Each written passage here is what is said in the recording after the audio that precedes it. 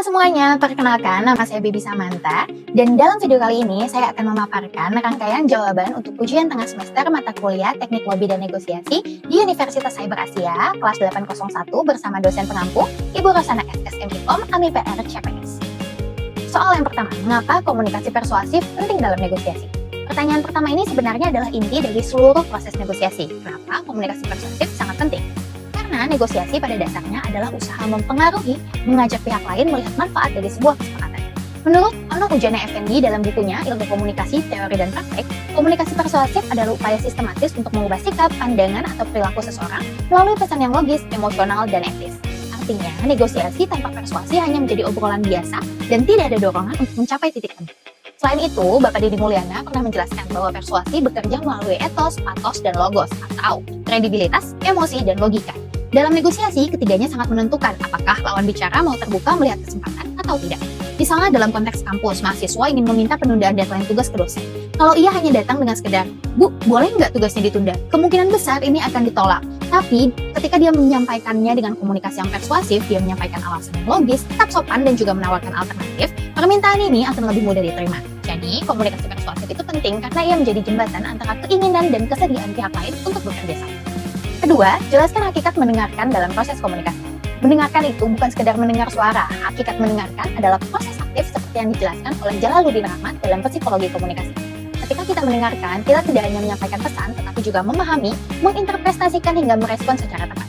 Menurut Bapak Deddy Mulyana, mendengarkan yang efektif itu melibatkan fokus, empati, dan juga keterlibatan emosional. Dalam negosiasi, kemampuan mendengarkan membantu kita menangkap kepentingan tersembunyi yang kadang tidak selalu disampaikan secara langsung. Yang ketiga, jelaskan 3 bentuk lobby, ada lobby tradisional, akar rumput, dan juga PSI. Kita akan bahas satu persatu. Yang pertama, lobby tradisional. Ini adalah bentuk lobby paling klasik di mana komunikasi langsung terjadi dan biasanya antar individu berpengaruh. Menurut Cangara, lobby tradisional menggunakan jaringan personal dan dialog untuk mempengaruhi keputusan. Contohnya, di kampus ada ketua himpunan yang ingin bertemu dekan untuk meminta izin penggunaan aula. Jadi dari satu individu berpengaruh ke satu individu berpengaruh lainnya. Yang kedua, kita punya lobby akar rumput atau biasa dikenal dengan grassroots lobbying. Ini lobby yang digerakkan dari bawah oleh massa atau komunitas. Tujuannya untuk memberikan tekanan sosial atau dukungan publik. Contohnya, ketika di dalam suatu kampus ada mahasiswa yang menggalang tanda tangan untuk mengirimkan aspirasi mereka ke biro kampus yang tujuannya memperpanjang jam perpustakaan misalnya. Terakhir, kita punya Political Action Committee atau PAC. Ini kelompok terorganisir yang mempengaruhi kebijakan.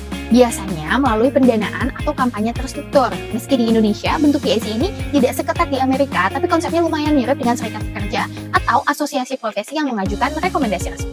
Keempat, jelaskan strategi negosiasi, upaya meyakinkan pihak lain, dan keterampilan negosiator. Untuk strategi negosiasi, yang paling dikenal biasanya adalah strategi integratif dan juga distributif.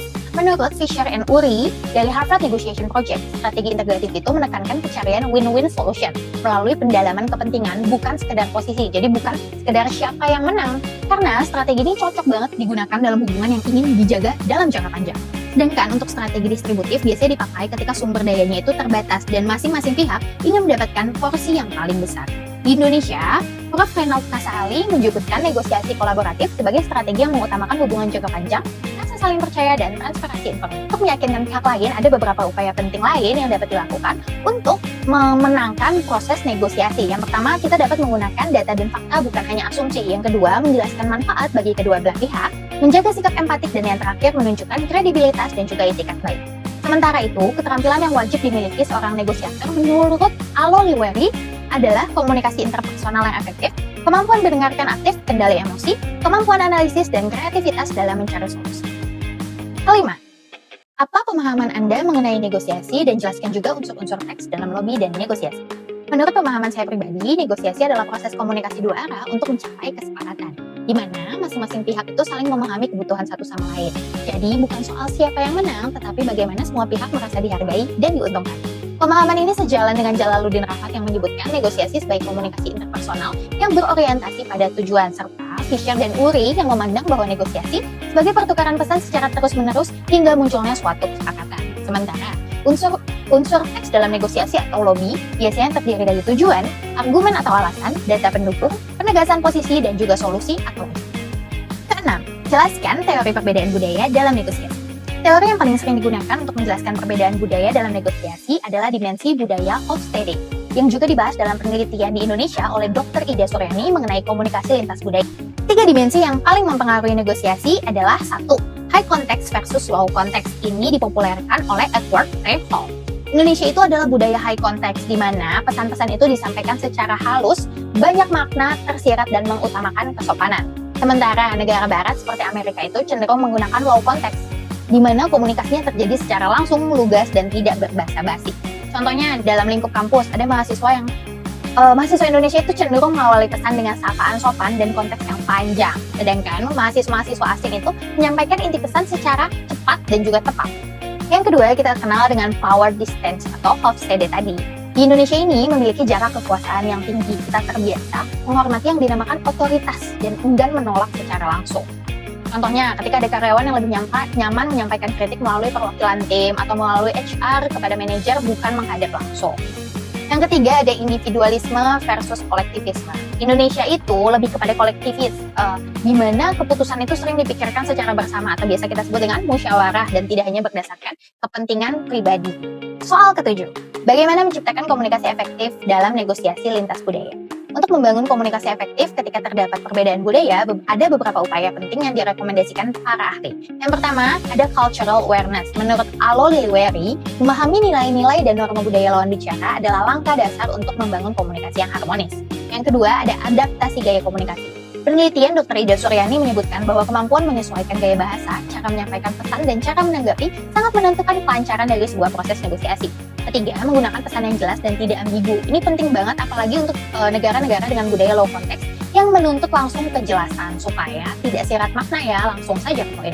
Yang keempat, membangun empati dan common ground. Sebagaimana dijelaskan oleh Fisher and Uri, mencari titik persamaan membantu membangun kepercayaan. Contohnya, saat bekerja dengan rekan dari Jepang, orang Indonesia itu perlu lebih tepat waktu dan lebih langsung menyampaikan tujuan, sambil tetap memegang kesantunan ala budaya lokal. Jadi kita tetap sopan, tapi kita harus tetap menyampaikan pesannya itu secara langsung dan tidak bertele-tele. Dan kita kenal banget ya, orang Jepang itu dikenal dengan kedisiplinannya. Makanya kalau kita lagi ada kerja sama orang Jepang, kalau bisa kita lebih tepat waktu supaya menghargai budaya mereka.